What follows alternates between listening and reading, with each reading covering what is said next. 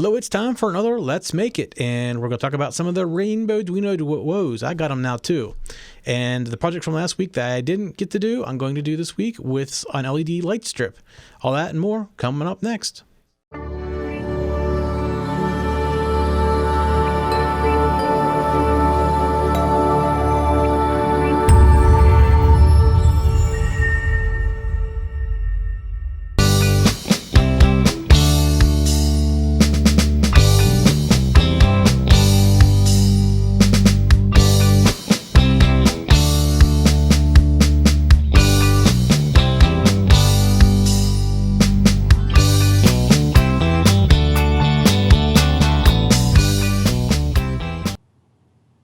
Hello and welcome to Let's Make It. This is episode 44 and it's recorded on, this is November 18th, 2013.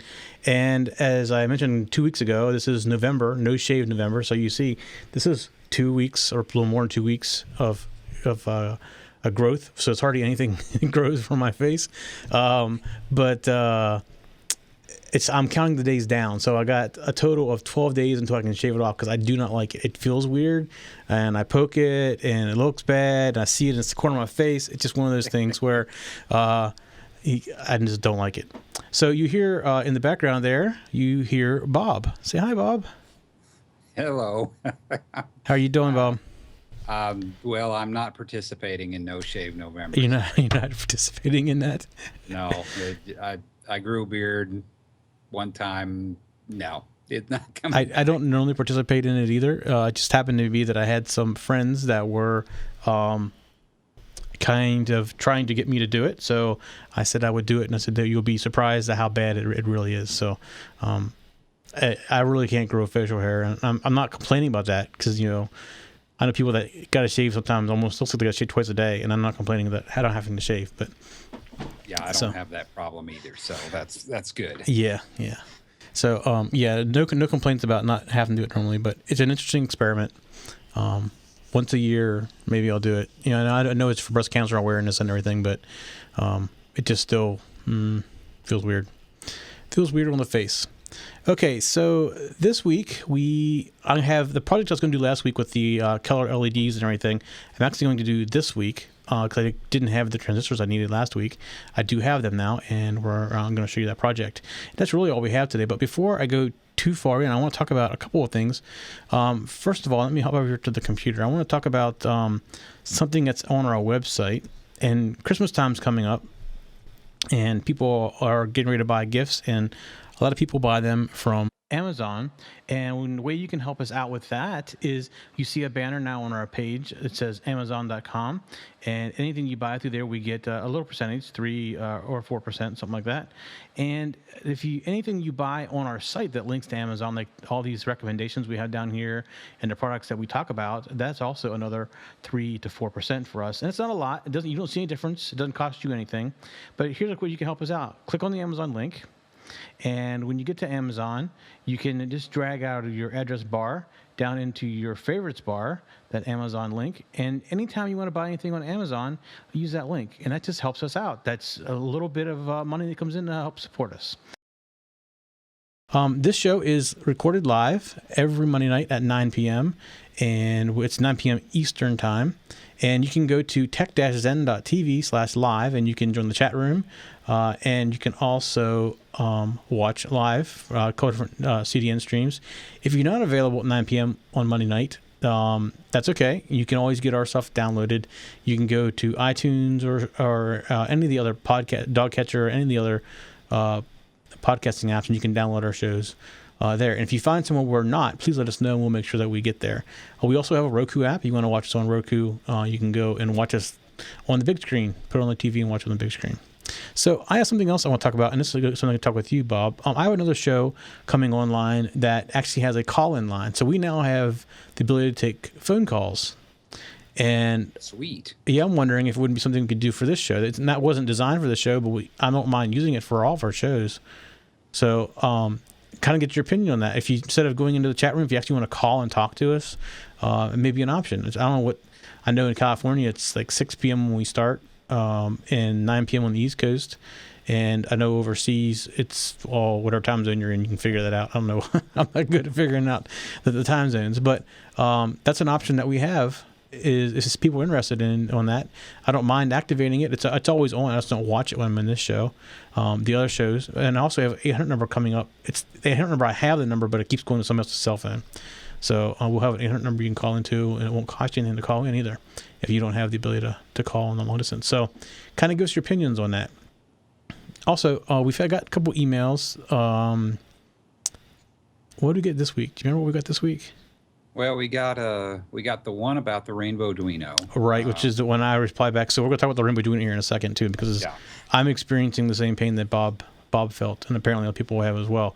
Although Bob gave me a piece of information that I didn't register with earlier when we talked before, is he couldn't get to work on his Mac either, and I've spent I don't know how many hours trying to figure out how to program this thing on the Mac. It could never program. So yeah, unfortunately, I never got it to work. Yeah, so I'm going to go use my Linux box or something. Yeah, Linux is my Fedora 19 was what I ended up using to do all the programming that was on the show a couple weeks ago.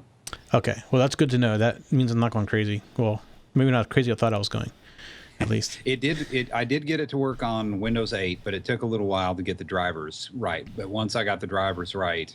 Yeah, I'm wondering if it isn't a driver issue with the Mac, too. Because the Mac does have drivers. Maybe the chip they're using, I don't have the driver installed.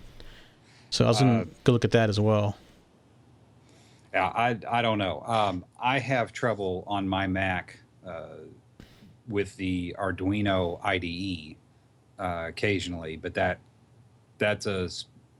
that's actually a problem that's known on the Arduino forums.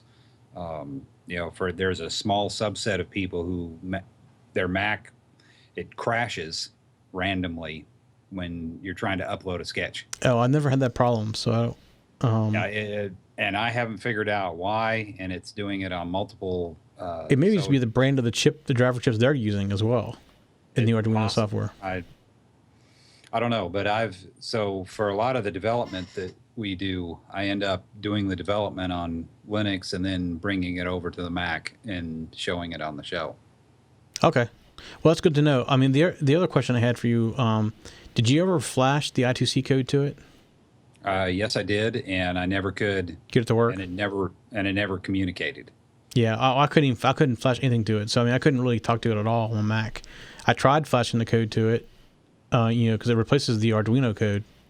Right. And I could get it to, or at least it acted like it uploaded, and once I got it there, it wouldn't work, and then I had to flash the Arduino back on. Yeah, so I got two of them.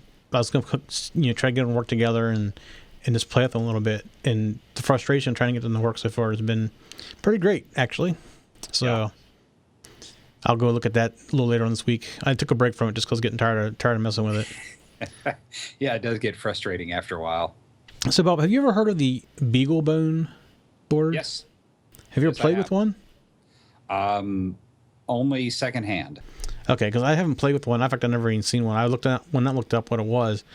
I'd kind of heard of one, but I didn't ever research it. But we did have a question this week. I think it came to me directly about doing stuff with BeagleBone. So I'm going to look into that. I'm not saying we're going to yet, but I want to look into a little bit more about what it is. Because it's a nice platform. It's for the things that I've been working on over the last year and a half. That it's way more horsepower than what I need. So something like an Arduino is, for most of the projects I've had, has been perfect. Gotcha. Yeah, so I didn't notice the specs, how powerful it was. It can remind me a lot of an Arduino from what I could see. Just a little different development platform. So I'm going to pick one up and play with it a little bit, and we'll see if we want to do something with that on the show or not as another option. The other thing is the Udo. I've been playing with the Udo, and I got it booted up now. I've installed. I have two different memory cards for it. One of them has Linux on it, and the other one has Android on it. So I've been playing with that. The touchscreen interface I showed you last week, I got that hooked up to it, but it's not working right. I'm trying to figure that out now and trying to figure out what's going on with that. So I'm playing with that a little bit. The BeagleBone, I just looked it up real quick, and it's a 700 megahertz ARM processor with 256 mega RAM. So for the projects I've had, that is way more than what I need. Yeah. If you need something with a lot of speed or something like that, that'd be okay. That's not. So yeah, but of course that setup is $90. So Right. and that's the retail price. Yeah, and like I just picked up 5 more Unos today for like $12 a piece. Big difference in price.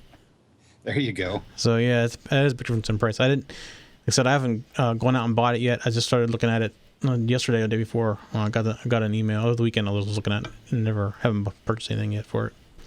But that's another option we may think about in the future. We haven't done a lot with the Raspberry Pi, and that was kind of something I wanted to do as well. We just haven't gotten around to it. And I have a couple of those floating around. I've done some little things with it, but it's a lot more work with it than it is with the Arduino. Yeah, it is. Although just for fun, I actually got it to run the Arduino IDE.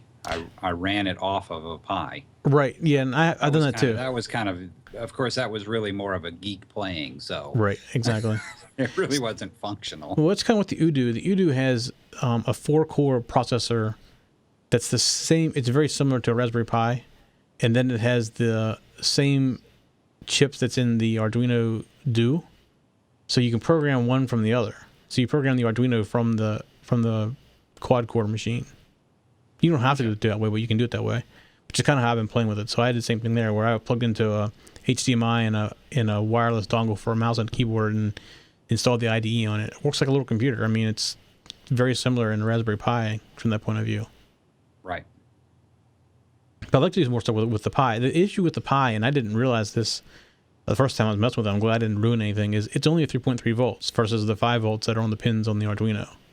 Yes. So you have to adjust for all of that. That's why I couldn't figure out why my LEDs were so dim, and because I was putting too much resistance in for the 3 volts. So, and I tried switching a 5 volt relay. Nothing happened, and I thought the relay was bad. But then I figured out later on that wasn't the problem. I was reading the specs and like, oh, everything's 3.3 volts. That's not good. I could ruin something real easy with this. So. But the Arduino Duo is the same way. It's 3.3 volts. I did not know that either until I got one. I don't have one, so I haven't discovered that little tidbit. Yeah, 3.3 volts. It's the same thing. It's on the Arduino. On the Udo, and that's where I got the Duo to test my stuff out with it. After I realized it was 3.3 volts, because it said it was 3.3 volts in the Udo, and I looked up the Duo, and it's 3.3 volts. I'm like, well, I need to check my stuff out with it. So yeah, I've gone through now and played with a lot with 3.3 volts. So I always assumed everything was 5 volts, but that was definitely a wrong assumption. Well, have you? I haven't looked. Other than the headline, I haven't looked at it yet. But did you notice that Arduino is coming out with a Intel-based? I heard about that. And actually, I think I got an email about it from somewhere. Yeah, I saw a note about it last week, and I did not see a announcement about when it's going to be available, but sometime in 2014. 32-bit Intel processor on it. So it sounded, at least the highlights sounded like it was going to be quick enough and powerful enough to challenge, the Pi. Right. So. Yeah, I thought it was interesting when I heard about that. And it's actually from them too. It's not a third party that took the Arduino stuff and redid their own stuff. It's actually from Arduino. Yeah, it's from Arduino. Yeah, well, I forget what it was called. Galileo. Yeah. See if I can find it here real quick. Yeah, I think in one place it's called Galileo, and another it's called Intel Galileo. Yeah, actually I have it here. Let me go over. Yeah, this is the website. So it is Intel Galileo. Looks a little different. Definitely different layout from what you're used to. It looks like the pins are a little smaller, different layout of the pins. I'll have to look at that and see if we can figure out a little more about it. Let's see. As we scroll down through here, it's interesting that looks like they got Ethernet port on it. So and they got 2 micro USBs. So to figure out what that is too. Let's see. So we scroll down through here. It's Intel. Yeah, a little bit of the overview. It's a 3.3 volt. Well, it does both 3.3 volt and 5 volt. It's interesting. Because some of the other Arduino stuff is 3.3 volt. And here we look at the different layout. This is definitely a different structure. There's a host USB there, and there is a client USB as well. That's interesting because and it looks like you can program to the USB. And there's 2 UARTs, so you still have the old style UART plus an additional UART, which appears to be on a 3.5 millimeter plug, which could be confusing. It's not. It says not audio, so it definitely stands out. And looking at it, it's definitely a bigger board. Now that I look at it, all the pins are there. Look how much bigger the board is compared to a normal Arduino. That's very interesting. I first looked at it, I thought some of the pins weren't there, like it didn't have as many I/O or GPIO pins, but they're all there. Just the board's bigger. It's just definitely looks a little different. It's very interesting though. So I look forward to getting this. I don't know when it comes out. I thought I heard beginning of next year, but I think you said, Bob, that it was this year sometime. So I have to keep an eye out for it. They've got a delivery date of December 16. Oh, wow. So, and they're showing it at $69. Wow. They have 10,000 on order. I'm going to have to go put my order in so I get one when it comes in.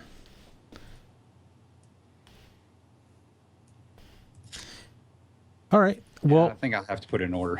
Yeah, I'll probably do it tomorrow. I haven't been ordering as much from them. I got a lot of parts in stock here now. I can pretty much make just about anything, but occasionally I test new stuff out. I'm actually I'm trying to expand the I2C stuff I'm doing, and I needed to go to multiple buses. So I sent an email to John asking questions, and he made a suggestion as to which chip I needed for a switch. It's like a switch or a mux or whatever, and I got a couple of those in. I guess I just got them today finally. It took a while to get them, and start playing with that a little bit because I need more than the boards I've been using will address up to 8 boards because the one chip only has 3 pins that are active on it for addressing, and I need to expand that. And I don't, if I need to either change the chip or I can go to the mux method to do it. So I'm looking at going to the mux method to do it. Okay. So I'm be playing with that some. Speaking of that, I got a bunch of stuff that's going to be mailed to you tomorrow. You got a little care package coming to you. Oh, okay. Some boards and stuff in there. Sweet. All right. Well, let's take a quick break, and when I come back, this room is going to be a little darker because I need to turn off one of my lights so that you can see what we're going to work on. And after that, so I'll do that during the break here. So we'll be back in a couple of minutes. You work hard for your business. Your website should too. No matter what industry you're in, select your customizable high-quality design with professionally written content and graphic elements created for your business. Make changes online whenever you like. Switch your background color, page layout, and text anytime. Add your pictures and logo. Upgrade your website with useful one-in-one web apps. And integrate social media. Upload your photo albums and embed videos. With one click, optimize your website for viewing on mobile devices. Choose your free domain, or you can easily transfer an existing one. Thanks to One-in-One's SEO tools, customers can find you everywhere. One-in-One My Website, a professional website created by you. When you open up an Audible audiobook, it opens up your imagination. Enjoy a steamy romance while ironing the sheets. Discover an historic battle while battling the bulge at the gym. Visit audible.com/freebooks now to try 2 books absolutely free. Get caught up in a whodunit during a do-it-yourself project. Listen anytime, anywhere with the Audible mobile app. When you're out for a walk, learn how to climb the corporate ladder. Or bring a little magic to your minivan with a fantasy novel. With over 100,000 titles, Audible is an amazing experience that you can now try absolutely free. And just like our books, there's no binding. Our great listen guarantee lets you exchange a title you don't like for another. No questions asked. Visit audible.com/freebooks to download 2 books of your choice right now.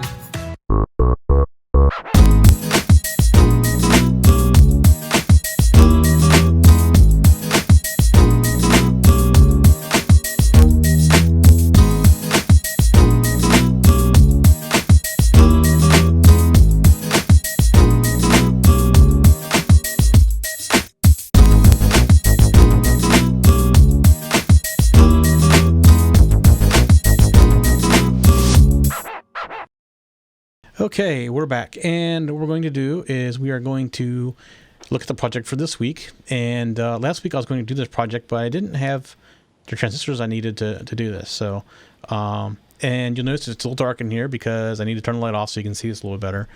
And basically what I have here, let me go over and we're going to look at this real quick. So what I have here is an Arduino Mega right here, and 3 transistors, just NPNs. They're right here. And then there's this spool that I showed you last week of LEDs, and I have like 5 or 6 of these spools now. And on that, there's LEDs that do 3 colors, and you see the green because it stands out. It's still a little hard to see, but it is red, green, and blue on it. And you see it's right now it's cycling between red, green, and blue. And the project is actually very, very simple. And I just want to walk through the project because really all it is 3 pins going to these 3 pins that are going over here to transistors, and then we're just turning them off and on in order. Now, one of the things Bob and I were talking about during the break is you see when I let go of it, see how much brighter the green gets. Every time that green comes on like that, I actually hear a pop in my headset. So it's something on the breadboard, I think, that's doing this because I can't quite figure out what it is. That's why you see me touching things, trying to figure out what wire I'm touching that's doing it. I think it's that one right there, which is basically just going to ground. So I'm gonna take it out and put it back in. Didn't help any. So let me move it.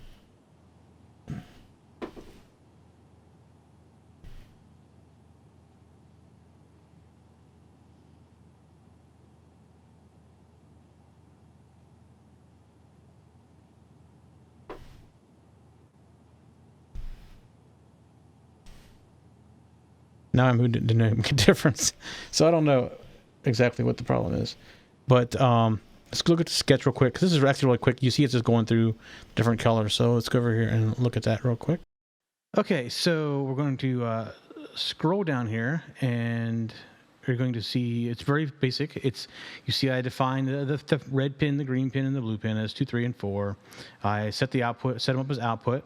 And then in the loop, all I do right here is I do red pin, turn the red LED on, delay 250 milliseconds, turn it off, turn the green pin on, delay 250 milliseconds, and then do the same thing with the blue pin. Those three colors, and you can see it's changing red, green, and blue.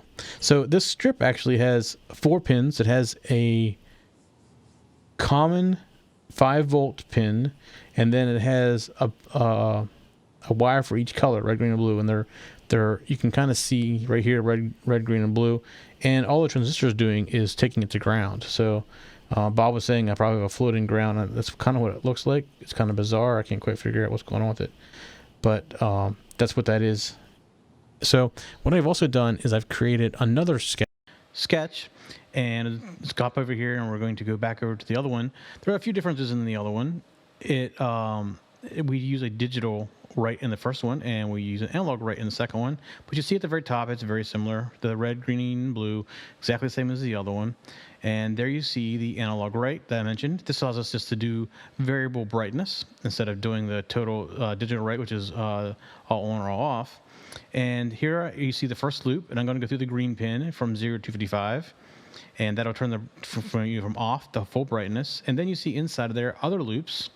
And this is the red pin, again, 0 to 255. So it's going, and then 0 to 55 for the blue pin. I'm going to do each individually, and then I'm going to back them down. So you see I back the red one down, and then I back the blue one down, which gives you a lot of the different variations. But then you see I do the blue and the red pin together, of a full brightness, and back down again, which is how I'm covering all the different things. So let's go push this up there, make sure I think everything right.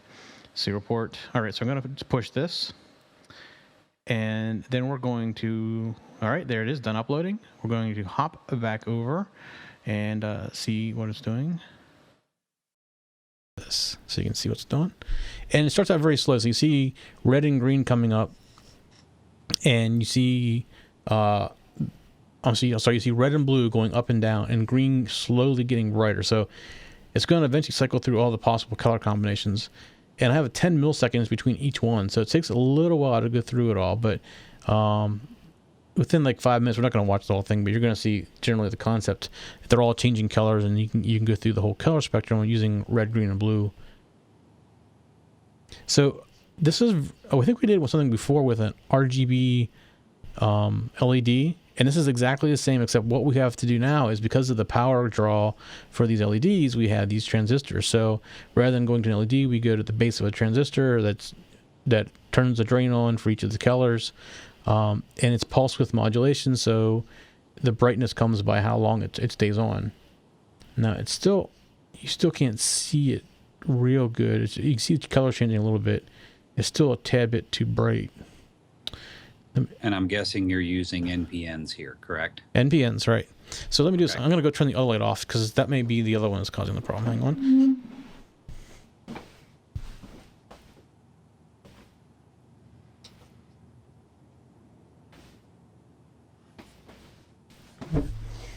And you can see the green still flickering.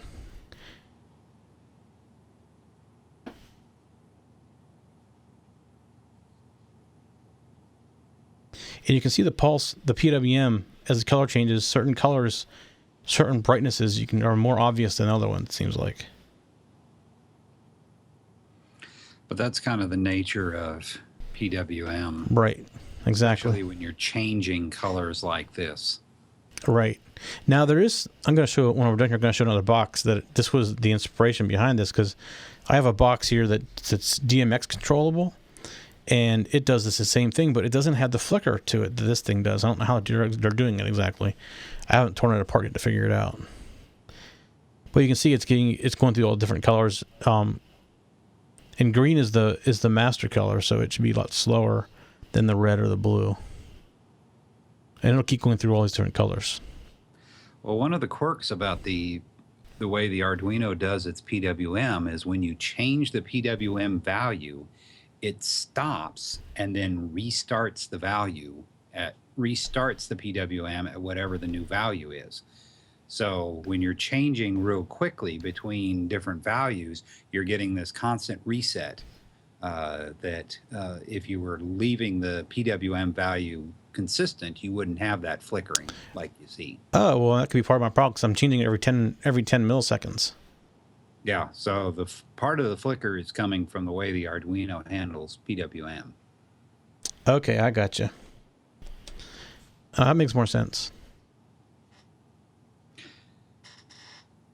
But sometimes even if you don't, if you're not changing the value, you can still see a bit of a flicker. Yeah, you still see it's flickering a little bit. Well, actually, the green, I can tell. Looks like you've got a bad ground somewhere. Yeah, I can hear it in my ears when it does it. So that's how I know the green came really bright right there. That's how or when it's brightening up, it's leaking into something. One of either the blue or the red's ground. That could be. All right, I'm going to turn the light back on, and then I'm going to show you the box that was the inspiration behind this. Hang on a second.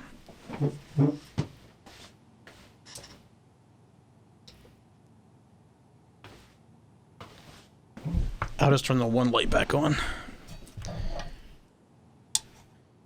Okay, so this is the box that was kind of the inspiration. So what this is you see it has DMX in on this side and the address and some other features you can do right here.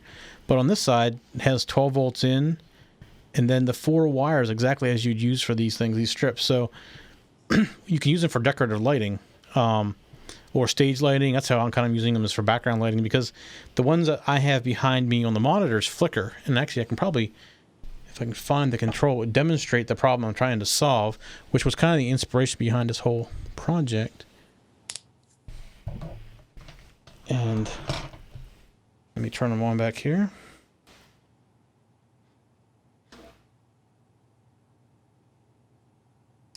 So if we come back up here and we look at my camera, can you tell they're flickering behind me? Not too bad, are they? Right now. Well, I'm called in on Skype right now, and not really. Yeah, not too bad right now. There you can tell. There you go. So yeah, that's not so good. yeah. So I'm trying to get away from that. For some reason, this box does not flicker like that, and I'm trying to. I'm going to use the box to do it, but I don't know what they're doing differently than what I'm doing. So, hold on. So I like the lights behind the TVs, but they it's very hard to leave them back there when they're flickering that bad. The thing is, above me, if I turn these off, you can still see a little bit of color coming from the top, because I have LEDs up on top, but they're like professional LEDs, like for stage lighting, and they do not flicker like that. So that's kind of what the inspiration was behind this. If I could get this to work without flickering, I probably would do my own thing versus using something like this. Although these came from China, and they're only like $12, $14 a piece. They're pretty cheap for what they are. So, all right. I think it's about time to wrap us up. Unless you got something else, Bob. That's it for. I don't have anything tonight. Although I did find the chip that I want to use for next week. So okay, great. So you still unpacking? Yeah. We moved 2 weeks ago, and I finally found what next week's demo. I'm still finding things when I moved a year and a half ago, more than a year and a half ago now. I'm not real sure what I'm going to do with the chips, but we'll figure out something. Well, as far as you're talking about the 555s? The 555. So, I mean, the other thing, as far as timers go, is we've had the question about timers in the Arduino. As far as timer interrupts go, that'd be another topic to cover as well. Yeah, we could look at that in a little more detail. Right. Yeah, because we went through it before, but we went through it pretty quickly. Yeah, and we've always focused on timer 1 for using with LEDs. And right, exactly. We're looking for, relatively slow clock speeds. So, right. And we've never touched the other 2. Right. Yeah, we should probably talk about those too. We never have used them in anything before. No, not directly. No, we haven't. Well, hopefully I'll have some 555, something interesting with those. Okay, sounds good. So, if anybody has noticed, we were slow getting last week's show up, and that's because my outsourcer lives in the Philippines, and I cannot get hold of her. So just keep her in your thoughts, because I don't know where in the Philippines she lives, but they were hit pretty hard over there, and she still hasn't responded back to my email. So I don't know if she's in the really hard hit area or just out of power, or what the issue is. So I didn't jump on to do anything with it until later in the week last week, as well. It was so late getting up. And this week won't be the same way, because now I'm going to go ahead and do it tonight or tomorrow morning, and it'll be up a little quicker. I'll just do it myself versus waiting for her to do it, because I don't know what her status actually is. Oh, that's sad to hear. Yeah.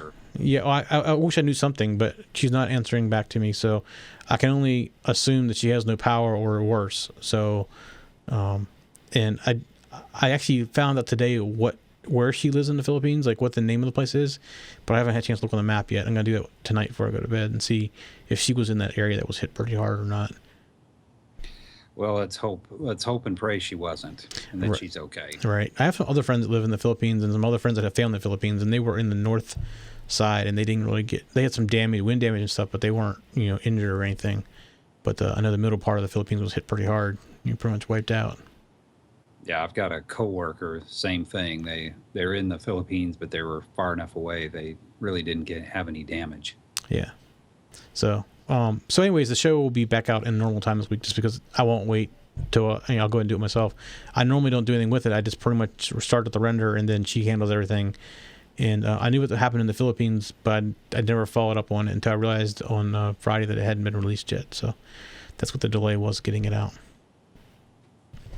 All right. So just a reminder, the show is recorded live every Monday night at 9 p.m.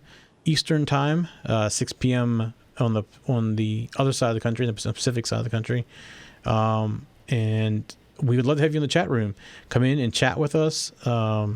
If you want to watch live, it's tech-zen.tv/live. It's where the chat room is at as well. You can come in and chat, and we'll answer your questions. We'd love to get feedback. Just send email to letsmakeit@tech-zen.tv. We will get back to you. It may take us a little while, but we will get back to you. And we'd love the feedback. And I mentioned earlier about the phone number. If this is something you'd like us to try, let us know. It's available to us anytime, so I can go ahead and activate it, and we can use it and give it a shot. And you would be live on the air. We talk to you via the phone, so that's definitely an option. Also, we have a voice Skype line. So if you're not in the U.S. and you want to call in using Skype, that's another option. It comes into the same system that we can use it for that as well. I think that is pretty much it. We'll see everybody next week. Good night. All right. Bye. For show notes for this show, contacts, and more, go to the techzen.tv website, where you can get show notes for all of our shows. We love to hear from our viewers and listeners. We have an email, a Twitter, and a phone number where you can contact us for each show. For details, visit the techzen.tv website and get the show details. You can also make a video and upload it somewhere like YouTube or Vimeo, and then just send us a link. You never know, you may see your video in a future show. You can get all of our shows delivered automatically to your favorite device by going to your favorite podcast website like iTunes and subscribing. Each of our shows also has a YouTube channel you can subscribe to get regular updates. Our shows are also available on most internet radio networks like Stitcher and TuneIn Radio. You can also watch and listen to our shows on Xbox, TiVo, and Roku. You can even find us on your Zune.